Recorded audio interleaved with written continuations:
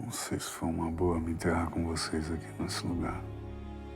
Sobre o gênero no Brasil é uma coisa curiosa, porque é um gênero que comercialmente funciona muito com o filme americano, cinema que já vem empacotado e tem muita bilheteria. E o cinema brasileiro está cada vez mais plural, espero que continue a se pluralizar e a manter a sua diversidade, porque isso faz ele ser rico. E eu acho que você colocou bem, teve uma safra muito boa esse ano.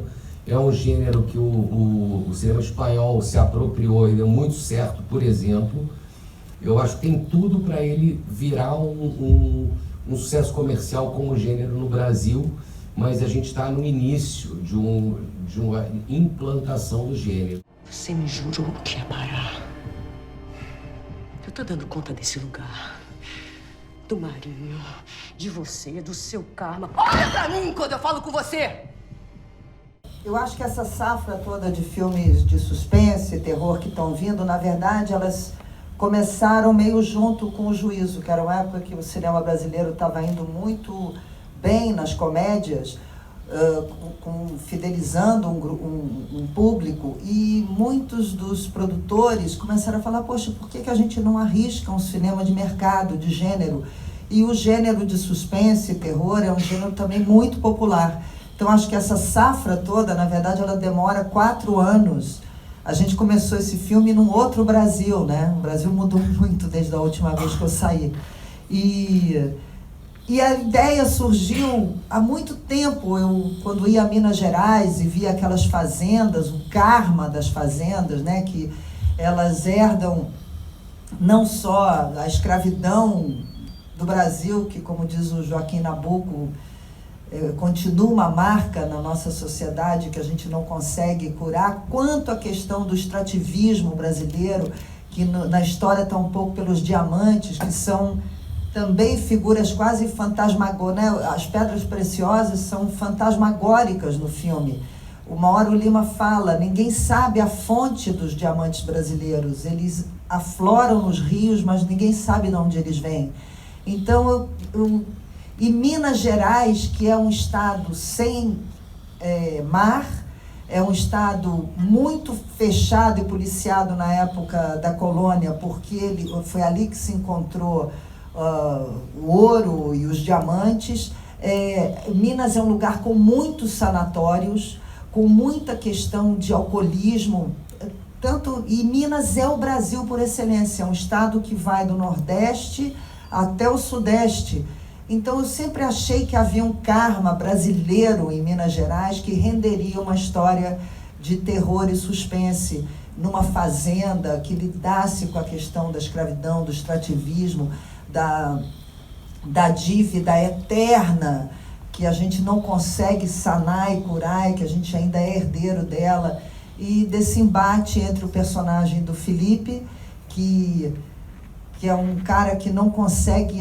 Uma hora o personagem do Criolo pergunta ao Felipe, você já se perguntou na sua vida por que nada dá certo? E ele fala sempre, e ele diz, é por causa dessa herança aqui.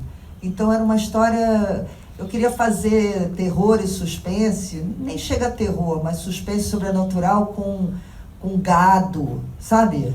Com floresta tropical, com fazenda colonial, com senzala, com a questão da escravidão, com burro, com cores locais, assim, que não fosse um gênero que a gente precisasse também, que a gente usasse, como diz o Criolo, falou muito bem, a gente estava conversando agora, o Criolo falou, tem tanto terror no Brasil para a gente explorar. Atrapalha o seu sono?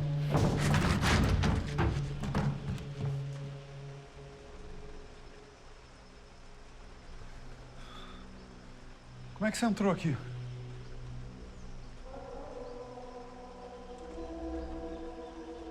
Eu vim pegar a ferramenta que eu deixei aqui. Mais uma vez, uma grande oportunidade de, através da arte, a gente ter um espaço para a gente se questionar como que tudo isso aqui está desse jeito e como que foi essa construção, né?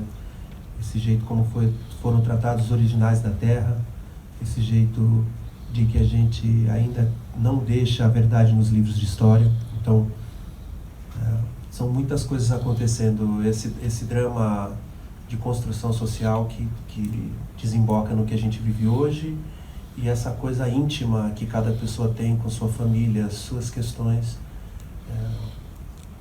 a delicadeza e a sutileza que é esse furacão que cada um vive no seu eu, em sua busca incessante por respostas.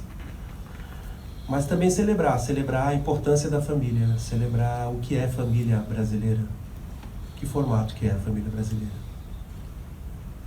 Né? Quem diz como é que tem que ser sua família? E esse filme ele apresenta uma mulher que faz de tudo por amor ao seu filho, ao seu marido, tentar, ao seu modo, construir uma nova era. Então, onde está esse afeto, né, que a gente esquece de falar quando a gente está falando de gênero e outras coisas, nessa construção do que é a família brasileira não passa por afeto, resiliência, perdão, amor. Então, é um filme que ele apresenta muitas camadas daquilo que a gente está, de uma certa forma, cada um de nós tenta dar uma contribuição para ter um panorama mais positivo. Então,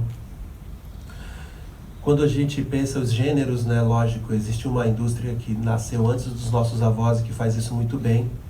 E se a gente tenta imitar os dramas que são de fora, pode até acontecer, mas não vai ter a beleza, o sotaque e o tempero que o nosso povo tem. E aqui realmente não falta assunto para suspense, para terror, para drama e para ressurreição também, lógico, né? Enfim, eu acho que quando a gente percebe a beleza da construção que oferece a cultura do nosso povo e as nossas histórias, a gente vai ter enredo aí infinito. E sobre terror, infelizmente, também infinito. Como você falou há pouco, sobrenatural somos nós, né? A pessoa falou como que é, né, esse lance sobrenatural. Eu falei assim para a pessoa, bom, aqui o planeta estava tudo perfeitinho, aí veio a gente. Para a natureza, nós é que somos de fora. Nós é que somos os sobrenaturais. O que essas entidades estão fazendo aqui, destruindo tudo, né?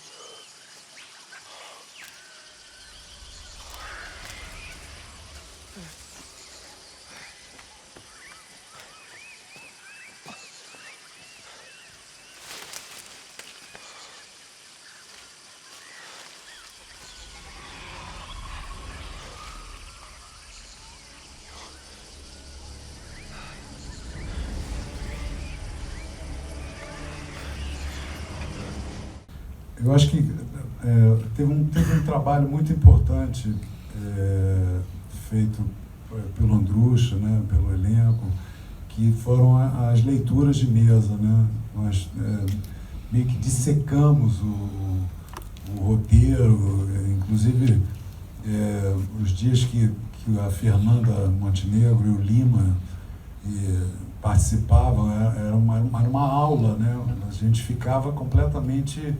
E a Fernanda era uma linha, e ela entrava naquela linha e questionava, e era muito intenso, aquilo foi muito intenso. A gente não teve uma preparação física, né? Mas essas leituras, elas foram fundamentais. E o engraçado é que nós, mais jovens, a gente saía exausto, e quando acabava, a Fernanda estava querendo mais, acho que 2 horas de leitura. É uma coisa impressionante. E com relação, o Andrucha até falou, né, que a gente marcava a cena. E o engraçado é porque eu me sentia marcado, eu me sentia colocado pelo Andrucha e pelo Azul, e seguia muito o que eles estavam fazendo, porque, na verdade, a gente tinha uma ideia, né? Mas eu acho que as coisas, o filme, ele aconteceu naquele lugar. Aquele lugar foi determinante, assim, para aquele filme e para nós entrarmos na atmosfera e nos personagens, né?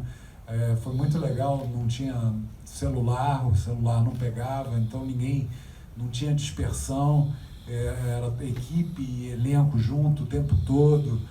Foi quase uma família durante 40 dias, né?